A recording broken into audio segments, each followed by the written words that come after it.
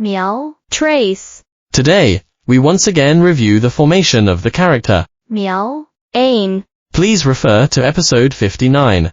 The Chinese character 描 trace. is also composed of two parts. The left part is the hand radical, introduced in episode 60. Characters with this radical are mostly related to hand actions, indicating hand movements. The right part is 描 seedling. Please review episode 56, which primarily indicates its pronunciation.